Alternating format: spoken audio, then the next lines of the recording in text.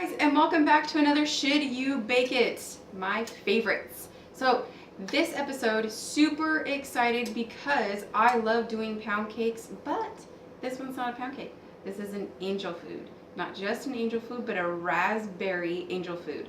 My daughter's favorite. She loves angel food, but I've never made one only because I don't have the traditional angel food pan. So I was super excited to come across this on Pinterest. And right after I saw it on Pinterest, it was on Facebook. So very super excited to do this one. I'm very curious to see how it turns out too, because angel food cakes are very time consuming and very hard to make. So we're gonna see if this one turns out. I'll leave all of the exact measurements in the description box below. But what we have are egg whites, room temp, very important. We have powdered sugar. This one's going to go for the icing. Super fine sugar, very important to have super fine when you're doing angel food cake. We have salt, cream of tartar. We have vanilla bean paste. It suggests to use actual vanilla beans, but I don't have those, so I use the paste. And we have 2 lots of raspberries. We have 6 ounces of raspberries for the actual cake and 6 for the icing. We have lemon juice. We have cake flour. We have our bundt pan that we're going to spray.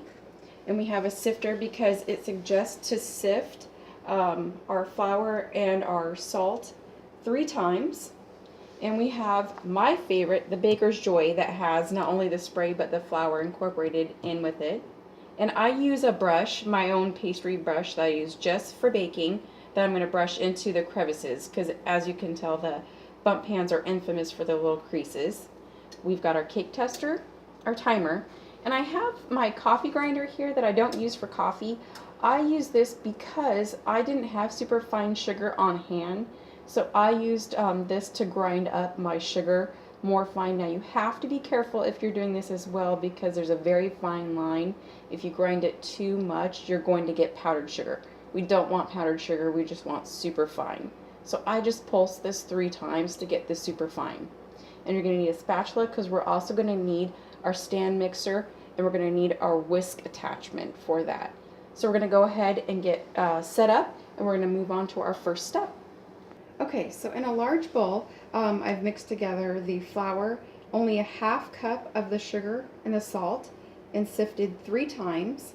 And then I also grabbed a whisk, because what you want to do is you want to make sure that it's all incorporated and that your salt isn't just sitting in one spot. And then we're going to set that aside. And then in our stand mixer, fitted with our whisk attachment, I've placed into the bottom our 12 room temperature egg whites. And then what we're going to want to do is we're going to beat on medium speed until they become frothy with some bubbles. And then we're going to add in our cream of tartar and our vanilla bean paste, or your vanilla beans, whichever you have. And then we'll come back when we've reached that point. Okay, so at this point, this is the frothy stage. You get the bubbles. This is where we're going to add in all of our cream of tartar. Make sure we get all of that, because the cream of tartar essentially is a stabilizer for our egg whites. Those are where it's going to help them to hold their shape when we get them to our firm peaks. So make sure we get all of that in there. And our beautiful, lovely vanilla bean paste, or whatever you're using. She gives quantities for both vanilla bean paste and vanilla extract. So just add that in. And then we're going to return this to medium-high, and we're going to whisk this until they are soft peaks, and then we're going to gradually add in the remainder of our sugar. And we'll be back. Okay, so I just stopped, and this probably took about maybe 2-3 minutes, and we are at a soft peak. See how it just flops over at itself? So this is the point where we're going to add in our sugar, a tablespoon at a time. So I'm just going to return this to a medium-high, and then with the sugar and the tablespoon, we're just going to gradually add this in, like I said, just about a tablespoon at a time until it's fully incorporated and we've achieved firm peaks. And we'll be back after that. Okay, so I probably mix this for another 7 to 10 minutes, And holy mother of Mary, we have semi-stiff peaks. Now, I don't know what she meant by stiff peaks because I don't think that it's going to fully form stiff peaks like you would with a meringue, because you also have the vanilla bean paste in there and everything. But this is what you're going to achieve. Absolutely stunning. And I don't know if I bring this a little closer if you can see the amazing flecks of vanilla bean in there. If not, that's okay. Yep, you can see them. Stunning. So the next step is what we're going to do. In 3 additions, we are going to slowly incorporate our dry in there by folding. And we're going to gently fold with our spatula into our egg white mixture. So we're just going to scoop in 3 additions the dry, and then we're going to fold very gently until all of the dry is incorporated into the egg whites. And then we'll be back for our next step. Okay, so now that we've fully folded in our dry mixture into our egg whites, you should have something that looks like that. Still thick, yet glossy and beautiful and like a cloud, and it smells like heaven put its finger in it, and it's vanilla and all that is right with the world. No. So then you're going to stick half of your batter. Now I did go around and kind of I just sprayed a tiny bit more in here just to ensure that this will come out nicely.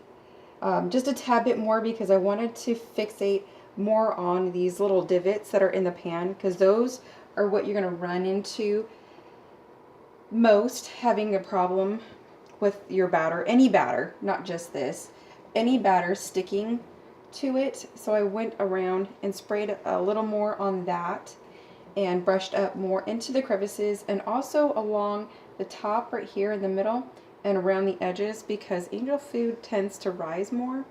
So that's what I went around and did a little more before I started putting this in. So what we're doing is just putting half of our batter in here.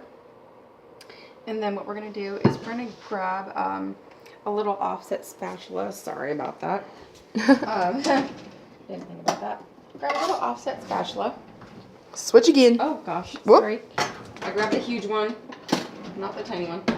Okay, now we're good. Ruckus. Making a ruckus. So we're going to go around and we're going to smooth this out. And then we're going to grab into our 6 ounces lot of raspberries. And we're going to spread those out into the middle of this. Once we have this all spread out as evenly as we can. Now it's not going to look beautiful, of course, because it's just rough. Right now, it's just the middle of it. What we just want to do is get it as evenly spread out as we can in the middle. I'm going to see if that looks pretty good. Okay, so then go over here to our raspberries. Now, I don't think there's any real rhyme or reason to these little doodads. I'm just going to poke them in there a little bit so they're a little recessed, because these will puff up. And then once I've got all these in there, then we'll come back and put the rest of our batter on top. Okay, so that's the raspberries in the middle, and then I'm just going to go ahead and fill the top with the remaining batter and then smooth that out. And then I've got my oven preheated to 350, and this suggests that it's going to bake for approximately 35 to 40 minutes. So once I'm done with this, I'll set it in the oven, and then we'll come back and check it about the 35-minute mark. Okay, so while we have about 9.5 minutes left on our cake, which is cooking beautifully, I might add, we're going to work on our icing. So we've got our cup of powdered sugar in the bowl. We're going to add 1 tablespoon of fresh squeezed lemon juice. And then it calls for the 6 raspberries, but I'm going to mix this first until it comes together. And then we'll just fold in our raspberries when this comes together. So I'm just going to mix this until it comes together until a nice consistency of icing, and then we'll back to fold in our raspberries. Okay, so this is the amount that it made, and I ended up actually adding 1 full other tablespoon of lemon juice. To me, this is not going to cover that. So I'm actually going to add 1 more cup of powdered sugar and 2 more tablespoons of lemon juice. And then I'll start folding in the raspberries. Okay, so I put our raspberries in, and we have just a little over, under 2 minutes left. And I'm going to go ahead and kind of like squish them just to release a little more of the raspberry flavor into here. Just give them a little squish. Plus it'll give us a beautiful pink hue to our icing. And like I said, I added another cup and another 2 tablespoons of the lemon juice in here. And I think this gave me a perfect amount. And the consistency is absolutely beautiful. That is stunning. That is so pretty. Wow. I am very happy with that.